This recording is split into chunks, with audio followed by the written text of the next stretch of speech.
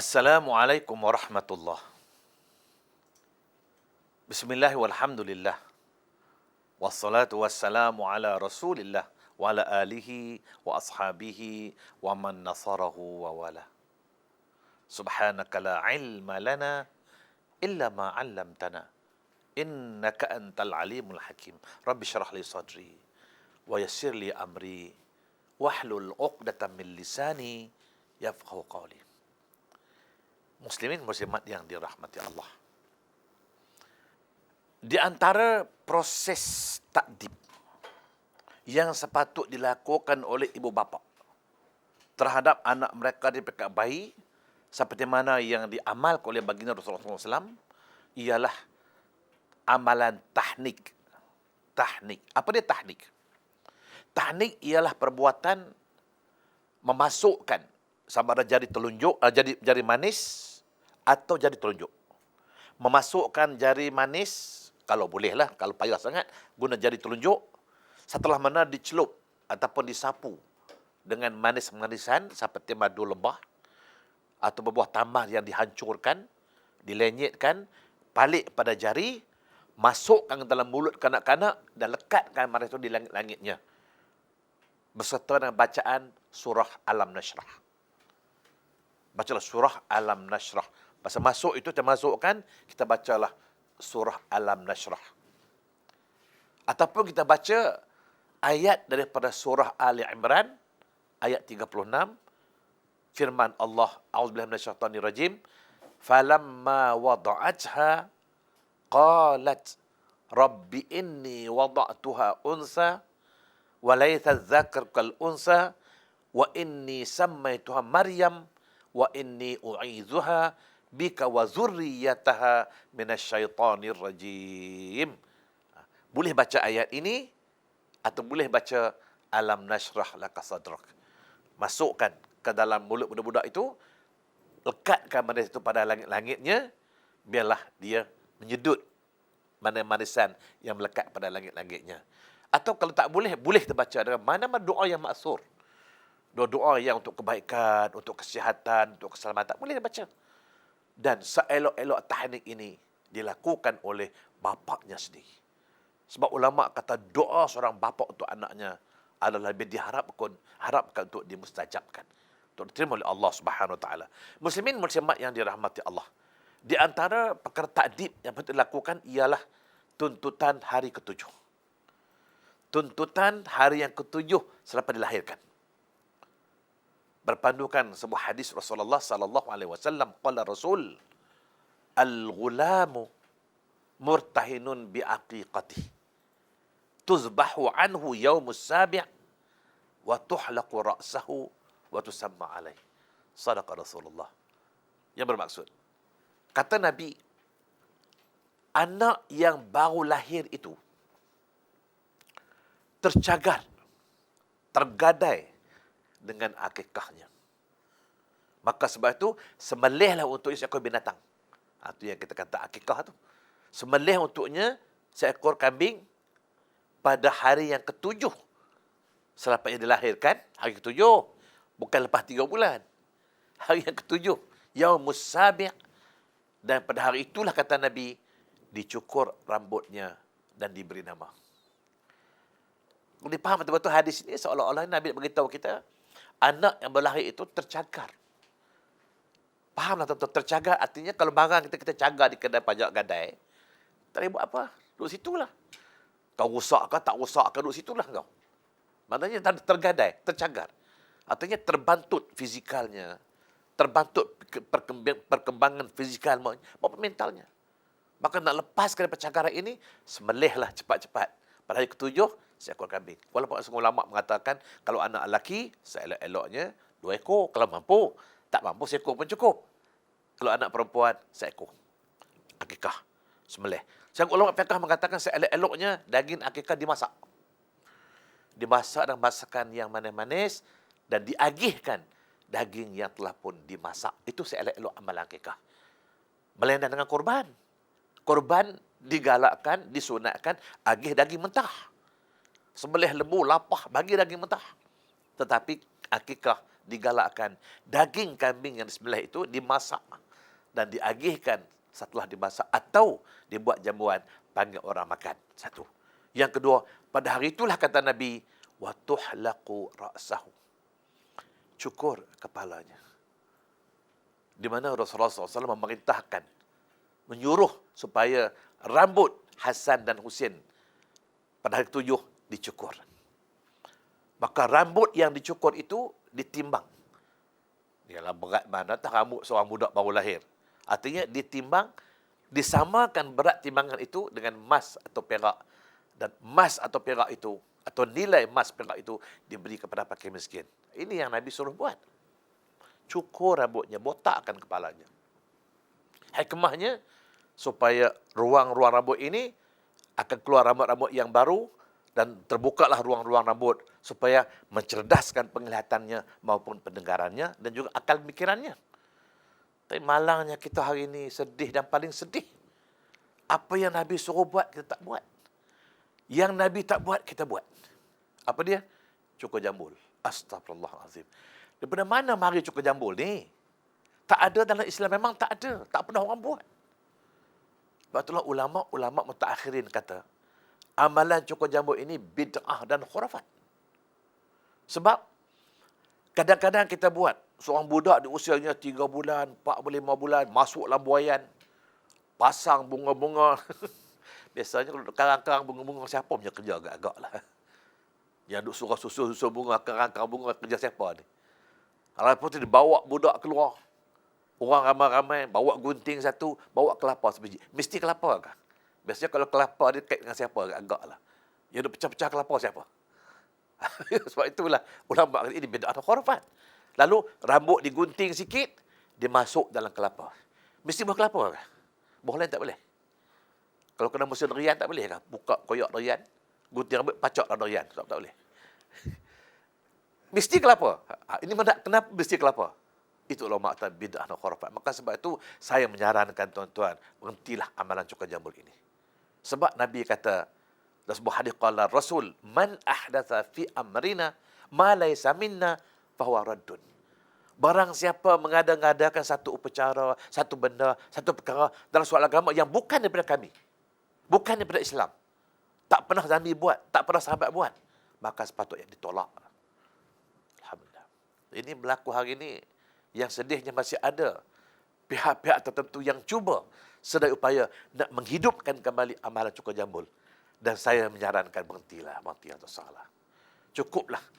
Kan ini benda-benda takut dan bimbang bila mana kita lakukan perkara yang bid'ah, yang khurafat.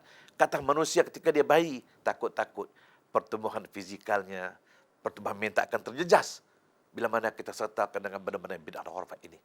Dan pada hari itu juga kata Nabi, beri nama dia. InsyaAllah. Itu yang proses takdib.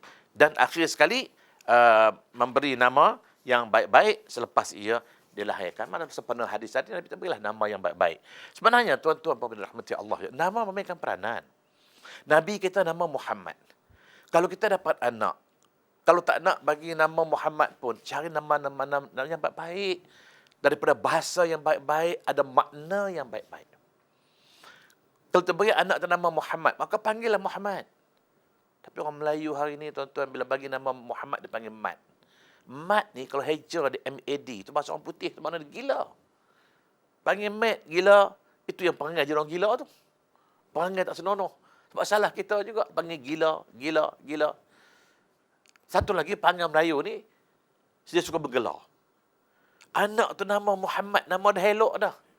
Dia panggil Boboy. Astagfirullahalazim. Boboy. Masalah tu tak mengaku bahasa dia. Kadang-kadang bagi nama Muhammad, panggil Ben. Panggil pula, tak tahu Allah alam lah saya, Ciko. Mana mari tak tahu lah saya. Ini panggil orang Melayu. Berhentilah, cukuplah. Maka sebab itu yang penting ialah beri nama yang baik-baik, yang ada makna yang baik-baik. Kerana nama memainkan peranan penting dalam kehidupan seorang manusia. Sebab tu Allah beri nama Nabi Muhammad. Nabi kata, disebut dalam sirah, li'annahu satuhmadu uqbah. Kerana makna yang ada pada nama itu berperanan untuk menjana syahsiat manusia itu sama seperti maknanya. InsyaAllah mudah-mudahan konsep takdib ini dapat kita lakukan kata anak kita semasa di peringkat ia bayi. Kerana ini merupakan asas, ia merupakan foundation untuk menentukan penjanaan berikutnya semasa dia kanak-kanak, semasa dia remaja, akan terlaksana dan terbinalah syakhsiah insaniyah yang sempurna insya-Allah. Allahumma salli wa sallim ala sayyidina wa maulana Muhammad salatan tahullu biha uqdati wa tufarriju biha kurbati wa tunqidhuni biha min wahlati wa tuqilu biha azrati wa taqdi biha hajati.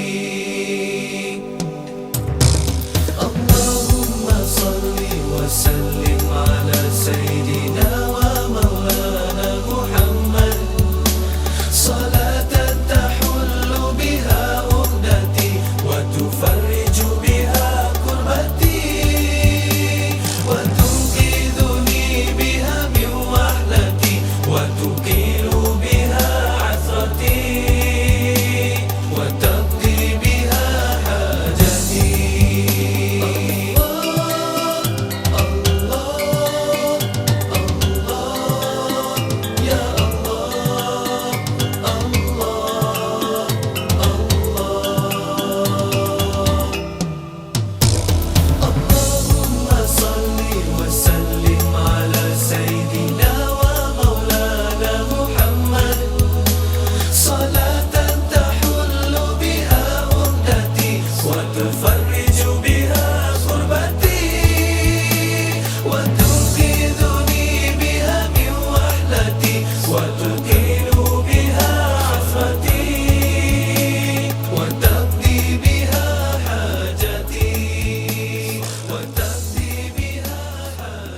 Muslimin muslimat yang dirahmati Allah. Kita jangan sekali-kali menganggap remeh-temeh dalam soal nama. Kerana saya mendengar ada orang berkata, apa ada pada nama? Nama tak lebih daripada sekadar untuk dikenali. Tidak sama sekali. Sangka ini amat meleset. Kerana ulama-ulama mengatakan bahawa nama memainkan peranan penting. Kerana nama juga ada peranan dalam pertumbuhan fizikal maupun mental seorang manusia. Sebagai contoh, kita katakanlah contoh. Kalau seorang bapa, dia nak supaya anak jadi cerdik. Memang semua bapa nak anak-anak jadi cerdik. Mana ada bapa nak anak jadi sewil? Bapa yang sewil pun tak nak anak jadi sewil. Maka sebab itu kalau nak anak jadi cerdik, cuba cari nama yang ada unsur-unsur cerdik. Sebagai contohlah, kita katakanlah kalau bahasa Arab lah. Kau cari bahasa Arab, cerdik apa dia Arab kata? Ambillah Zaki, minta maaf lah orang nama Zaki. Buah nama Zaki. Zaki maknanya cerdik. Bagus kalau bapa pilih nama Zaki untuk anaknya. Maknanya dengan niat harapan supaya cerdik. Maka hendaklah panggil Zaki. Tapi ada orang beritahu cerita Ustaz, dia kata tak betul. Pasal apa? Ada kawan saya seorang nama dia Zaki, tapi bangang kata dia. Kawan dia nama Zaki, tapi bangang. Tak cerdik pun. Saya kata silap tu. Kalau betul-betul dia nama Zaki, dipanggil Zaki. Mak di rumah panggil Zaki saya. Bapa panggil Zaki saya. Kawan-kawan panggil Zaki saya. Yang cerdik saya orang lain bodoh. Takkan tak cerdik kot. Kalau sepanjang usia sampai 7 tahun, mak panggil cerdik. Masuk sekolah takkan cerdik. Dia tak. Dia tu Ustaz, kawan saya nama Zaki. Tak cerdik pun. SRP pun tak pas. Saya kata ada silap. Betul lah. Cuba kita bayar hari ni, kalau orang Melayu kita bagi nama Zaki lah. Apa dia panggil agak-agak lah? Panggil apa? Cuba jawab sendiri. Biasanya kalau orang nama Zaki, orang Melayu lah, orang Melayu. Dia panggil Ki je. Masya Allah. Ki itu bahasa apa agak-agak? Kalau bahasa orang putih, K-E-Y, Ki. Kunci. Dia panggil kunci, itu yang bangang tu. Tapi kalau orang sini, orang Kuala Lumpur tak panggil Ki, dia panggil Zek. Alah, meloya dengar. Nama Zaki panggil Zek. Rambut tegak macam landak. Warna kulit hitam metalik, nama Zek. Tak meloya. Ini panggil orang Melayu lah ni. Maka sebab itu, kalau anak nama Zaki, Zaki lah. Yang panggil Zek tu pasal apa? Ini masalah hari ni. Nama bagi Fatimah, panggil Fatih. Bagi Khadijah, jadi Kati. Entah apa Kati, tak tahu. Wallah alam lah. Ini perangai orang Melayu. Tolong beri perhatian, tuan. Yang kedua, ingat, bila nama diberi kepada seorang manusia, atau nama dipanggil bagi seorang manusia, ingat, Nabi sebut, innakum tad'una yaumal qiyamah bi asma'ikum wa asma'i abaikum. Innakum tad'una yaumal qiyamah bi asma'ikum wa asma'i abaikum fa ahsinu asma'akum. Sadaqa Rasulullah. Yang bermaksud, kamu akan dipanggil pada hari kiamat nanti dengan nama-nama kamu dan nama bapa-bapa kamu. Maka sebab itu, perelokkan nama kamu. Kalau bagi nama Muhammad, panggil Muhammad. Sebab Muhammad akan dipanggil pada kiamat besok. Tapi kalau seorang manusia nama Muhammad, dipanggilnya Bob. Bob. Maka akhirat besok, ditakdirkan kalau dia boleh masuk syurga, satu pengumuman akan dilaungkan. Mengumumkan kemasukan seorang lagi saudara kita. Saudara baru. Siapa dia? Bob. Terkejut orang syurga. Bob manusia mana ni Bob? Jika manusia ini terasa terhina dengan namanya, sebab di akhirat bahasa Arab saja, bahasa lain tak ada. Bila orang panggil Bob, Bob bukan bahasa Arab. Penghuni syurga tercengang. Penghuni syurga boleh tercengang. Bob. Macam mana Bob? Tengok sikit orangnya. Tengok, oh ini Bob apanya? Bob akan terlalu terhina. Maka pada ketika itu, Bob akan mencari bapaknya. Dia cari bapak ni, bila berjumpa, bapak, kenapa engkau beri aku nama ini? Tolong tukar aku dengan nama yang lain. Dia akan tuntut supaya ditukar dengan nama yang lain. Maka Nabi kata pada ketika itu, bapa tak mampu lagi nak menukarkan nama anaknya. Sebab nama itulah didaftarkan di alam akhirat. Macam mana? Lebih-lebih lagi hari itu, jabatan pendaftaran pun tak ada lagi dah. Tak tukar macam mana? Maka sebab itulah tuan-tuan muslimat, jangan pandang ringan dengan soal nama. Sebab nama memainkan peranan penting dalam kehidupan manusia di dunia maupun di akhirat. Muslimin muslimat yang dirahmati Allah, alhamdulillah. Kita teruskan pembicaraan dalam perkara keluarga sakinah ini. Kita masuk segmen yang terakhir mengenai menjana insan kamil. Sebenarnya tuan-tuan, kalau kita tanya ibu bapa, tanyalah siapa saja, mana ada ibu bapa yang nak supaya anak-anak mereka menjadi anak yang siwil? Tak nak. Saya nak anak-anak saya jadi manusia baik. Semua bapa-bapa berhasrat, bercita-cita supaya anak-anak mereka menjadi manusia yang baik. Manusia yang berbakti kepada bangsa, agama dan tanah airnya. Tapi persoalannya, kenapa sampai hari ini? Kita lihat hari ini, kenapa lahirnya manusia-manusia yang biadab, manusia tak bermaruah, tak bermoral, anak-anak tak tahu nak menghormati mak bapaknya, anak-anak yang biadab. Kenapa persoalannya? Ya, ada kesilapannya. Walaupun kadang-kadang ada orang tanya saya, Ustaz, ketika anak ini masuk kanak-kanak, Ustaz, saya dah didik anak saya pukul dia, saya dah marah dia, perangai dia teruklah, Ustaz.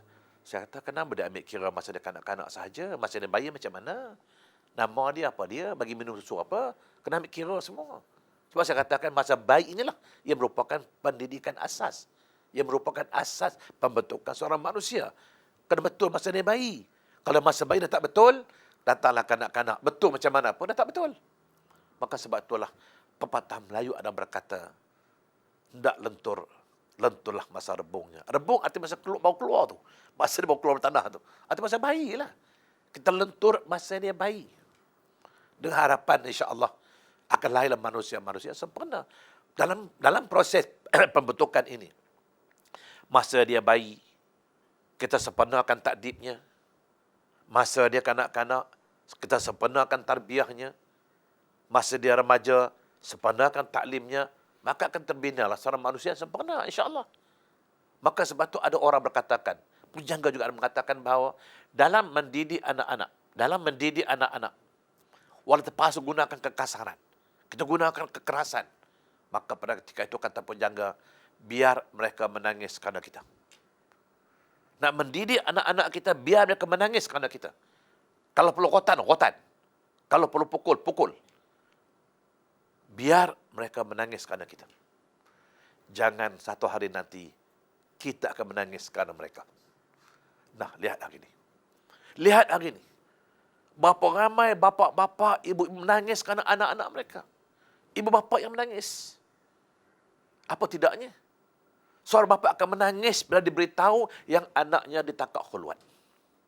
Yang menangis bapa, ya anak senyum saja. Ibu bapa akan menangis bila mendapat tahu anak-anak terlibat dengan pendahagian dadah. Budak tu senyum saja, yang menangis mak bapaknya. Ibu bapa akan menangis bila anak terlibat dengan gangster, dengan kumpulan-kumpulan perompak penyamun. Yang menangis maknya, bapaknya, anaknya senyum saja. Maka sebab itulah penjaga kata, dalam membentuk seorang anak, biar mereka menangis kerana kita. Jangan tu masa nanti kita akan menangis kerana anak-anak kita. Maka sebab itulah tuan-tuan, puan-puan yang dirahmati Allah, bukan mudah nak menjana seorang manusia. Walau ada pendapat mengatakan nak melahir seorang manusia tak sesusah, tak semudah kita nak menjana seorang manusia.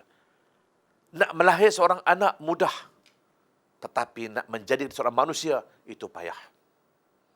Walaupun melahir itu susah, tapi nak menjana dia, nak mendidik dia, nak mengasuh dia lebih susah daripada melahirkan seorang manusia. Maka sebetul orang berkata, nak buat anak senang, tapi nak menjadi anak itu manusia, itu yang susah. Maka sebab itu, mak bapak mempunyai tanggungjawab yang amat berat untuk menentukan masa depan anak-anak mereka. Salah silap anak-anak mereka, mak bapak akan dipertanggungjawabkan. Maka sebab itulah Allah sebut dengan firman-Nya, A'udzubillahi minasyaitonirrajim, ya ayyuhallazina amanu qu anfusakum wa ahlikum nar. Wahai orang-orang beriman, peliharalah diri kamu dan diri ahli keluarga kamu daripada api neraka. InsyaAllah mudah-mudahan sedikit pengingatan ini akan menimbulkan kesedaran dalam kehidupan kita, supaya di masa-masa akan datang kita berjaya membina, menjana anak-anak kita menjadi insan kamil, manusia sempurna yang dapat memberi jasa kepada keluarga, kepada agama, kepada bangsa dan negara. Sekian saya akhiri dengan aqulu qawli hadza wa astaghfirullahal azim li wa lakum. Wassalamualaikum warahmatullahi wabarakatuh. اللهم صل وسلم على سيدنا ومولانا محمد صلاة تحل بها عقدتي وتفرج بها كل